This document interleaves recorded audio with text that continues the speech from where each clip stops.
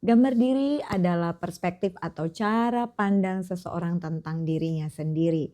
Gambar diri ada yang sehat dan ada gambar diri yang tidak sehat. Dan ini tentunya akan mempengaruhi masa depan, keberhasilan, bahkan bagaimana cara seseorang menjalani hidupnya dari hari ke hari. Gambar diri yang sudah rusak tentunya bisa dipulihkan. Karena semua manusia, semua kita pasti menginginkan kehidupan kita yang berhasil dan beruntung. Oleh sebab itu, bagaimanakah cara pemulihan gambar diri? Akan kita saksikan setelah intro berikut ini. Bila esok hari kan ku jalan, berjalan bersama Yesus kekasih jiwaku. Shalom, hai teman-teman. Bertemu kembali dengan saya Pendeta Muda Dr. Gigi Santi Tambunan. Kali ini saya akan membahas tentang pemulihan gambar diri. Apakah yang dimaksud dengan gambar diri? Gambar diri itu adalah perspektif atau cara pandang diri kita terhadap diri kita sendiri. Kalau saya bisa mencontohkan ketika kita sedang bercermin, kita akan punya penilaian tentang siapa orang yang kita lihat pada cermin tersebut. Kita mungkin akan melakukan penilaian yang baik dan mungkin juga ada penilaian yang tidak baik. Dan pandangan itu, itulah yang dimaksud dengan gambar diri. Dan gambar diri ini akan mempengaruhi bagaimana seseorang menjalani hidupnya dari hari ke hari. Gambar diri ini akan mempengaruhi keberhasilan atau rasa percaya diri seseorang di dalam menghadapi sosialnya, menghadapi orang-orang yang ada di sekitarnya. Dan tentu saja keberhasilan dan kegagalan itu juga ditentukan oleh bagaimana seseorang menilai gambar dirinya sendiri. Penilaian terhadap gambar diri ini selain dilakukan oleh diri sendiri, juga tentunya dapat dilakukan oleh orang lain. Orang lain bebas untuk menilai kita seperti apa. Dan yang ketiga, selain diri kita, orang lain, tentu ada juga pengadilan manusia. Dan yang keempat, ini adalah pandangan yang terbaik adalah bagaimana Tuhan memandang atau menilai diri kita sendiri. Dari awal ketika Allah menciptakan kita di dalam Kejadian 1 ayat 26 sampai 28, Tuhan punya rencana yang luar biasa atas kita. Di mana Allah menciptakan kita dengan tujuan untuk memuliakan nama Tuhan. Dan yang kedua adalah untuk beranak cucu dan bertambah banyak. Dan yang ketiga, tujuan Tuhan menciptakan kita adalah untuk menguasai dan menaklukkan bumi. Itu artinya kita sangat berharga. Tetapi ada hal-hal yang merusak sehingga akhirnya kita yang tadinya ditujukan untuk menguasai dan menaklukkan bumi, untuk beranak cucu dan memuliakan Tuhan, mulai rusak gambar dirinya. Dan biasanya gambar diri ini rusak oleh karena adanya kebutuhan yang tidak terpenuhi. 3 kebutuhan ini, yang pertama adalah kebutuhan atau rasa yang tidak terpenuhi karena merasa tidak berdaya guna. Ini biasanya dialami oleh orang-orang dengan usia lanjut. Mereka-mereka yang sudah pensiun. Mereka biasanya merasa tidak lagi berdaya guna. Mereka yang tadinya adalah seorang pemimpin yang dapat memimpin begitu banyak orang. Tetapi ketika mereka sudah di usia tua, mereka merasa menjadi laskar yang tidak lagi berguna. Yang kedua, oleh karena adanya rasa tidak memiliki dan rasa tidak dimiliki. Dan yang ketiga, biasanya oleh karena adanya perasaan tidak berharga. Ini bisa saja dilatar belakangi oleh keluarga yang punya hubungan tidak harmonis. Misalnya berasal dari keluarga yang broken home, berasal dari keluarga yang tidak baik, berasal dari keluarga yang miskin, dan tentunya selalu merasa sampai kapanpun saya tidak akan mungkin menjadi orang yang kaya, orang yang berhasil karena keluarga orang tuaku adalah orang yang miskin. Dan inilah yang bisa merusak gambar diri seseorang. Ditambah lagi akibat ketiga kebutuhan yang tidak terpenuhi ini, maka iblis pun akan membuat konflik emosional itu menjadi sesuatu yang kita percayai. Karena itu sudah menjadi ikatan. Awalnya hanya konflik emosional. Ini yang berhubungan dengan apa yang kita percayai itu tentunya akan berperan dengan perasaan kita. Ketika akhirnya menjadi keterikatan, iblis akan mencoba untuk membuat keterikatan itu menjadi sesuatu yang kita percayai dan akhirnya menjadi kebiasaan. Ketika sudah menjadi kebiasaan, maka ini berubah menjadi dosa yang kita lakukan terus-menerus. Kita akan menjadi orang yang terus saja merasa gagal, tidak akan mungkin berhasil, tidak akan mungkin dipulihkan, tidak akan mungkin menjadi orang yang dipandang oleh masyarakat, tidak akan mungkin menjadi orang yang bisa diterima oleh masyarakat. Thomas Alva Edison, kita sama-sama mengetahui bahwa kurang lebih 260 kali dia gagal di dalam percobaan-percobaan eksperimen yang dia lakukan. Kalau saja Thomas Alva Edison gambar dirinya rusak, mungkin di percobaan yang ke-179 dia akan berhenti dan merasa tidak akan mungkin lagi mengalami keberhasilan.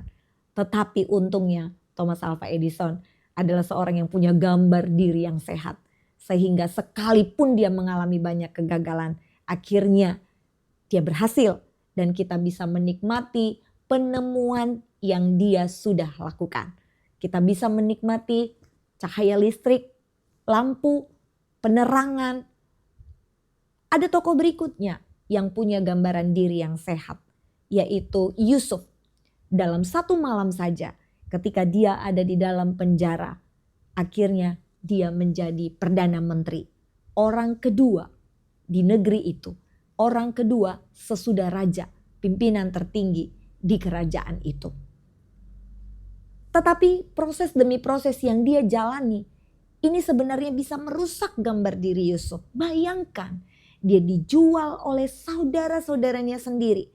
Bahkan dia juga tidak dihargai oleh juru minuman raja. Ya, lalu dia juga dimasukkan ke dalam penjara. Bertahun-tahun dia menjalani proses ini. Dan kalau saja Yusuf gambar dirinya rusak dan dia tidak yakin bahwa dia memang diciptakan dari awal untuk memuliakan Tuhan, maka dia tidak akan menjadi orang nomor 2, menjadi seorang Perdana Menteri.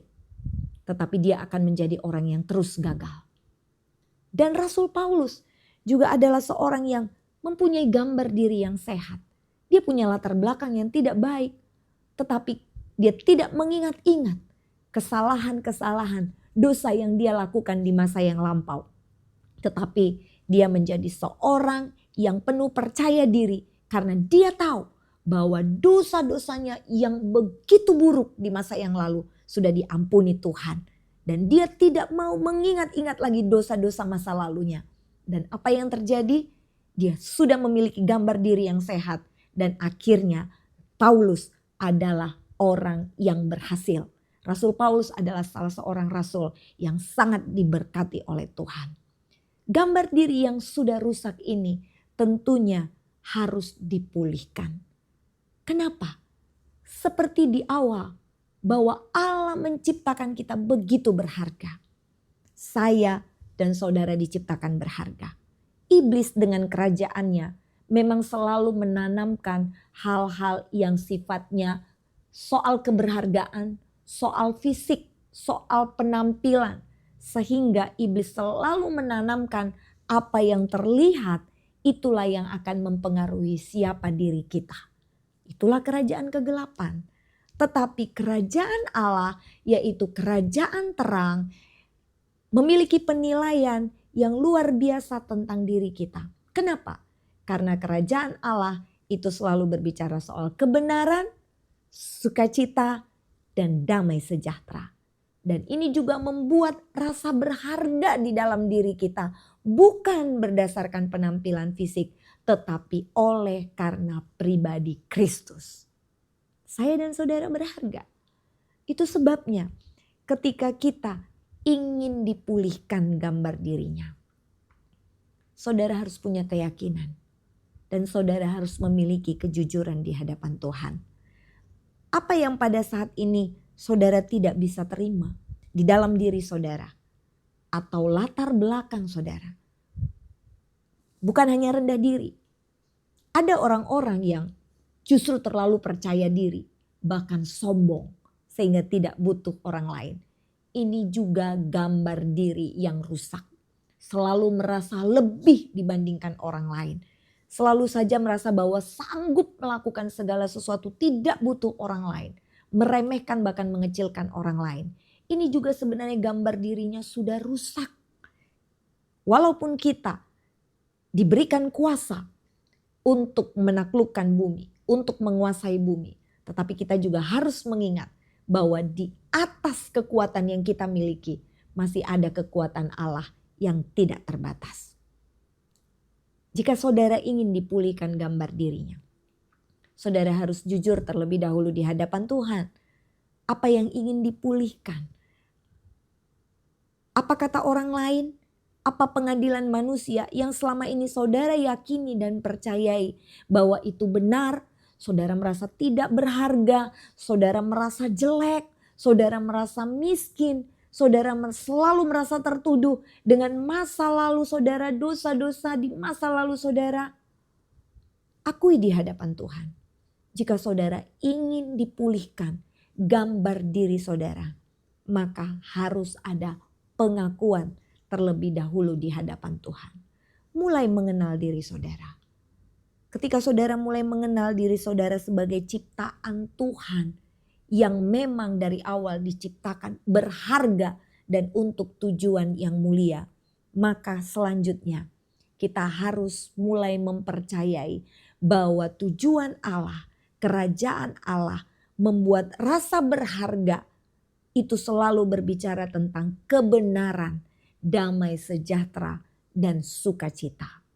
Mulailah menerima diri saudara. Mulai bersyukur dengan apa yang sudah kita terima. Coba mencermati sesuatu dengan rasa syukur tadi. Dan mulai berubah. Mencari bagaimana caranya untuk saya dapat berubah. Dengan penilaian negatif yang pernah saya lakukan terhadap diri saya sendiri. Itu yang pertama. Dan yang kedua, mulai setelah menaruhkan rasa syukur, mulai berkata bahwa Tuhan, saya tahu saya berharga.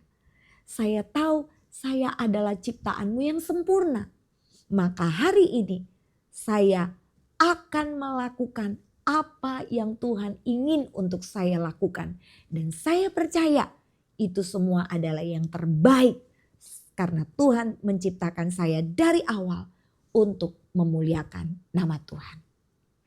Setelah kita ada di dalam penerimaan yang baik terhadap diri kita sendiri, maka kita harus memiliki mental pemenang.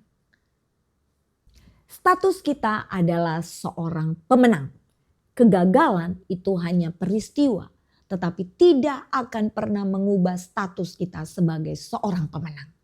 Kegagalan demi kegagalan yang kita hadapi itu hanya sebagian proses di mana perjalanan hidup kita pada akhirnya akan menjadikan kita sebagai seorang pemenang.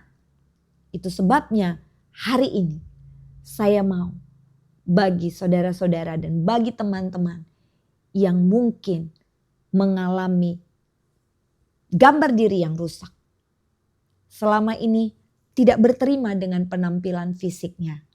Selama ini merasa tidak berharga.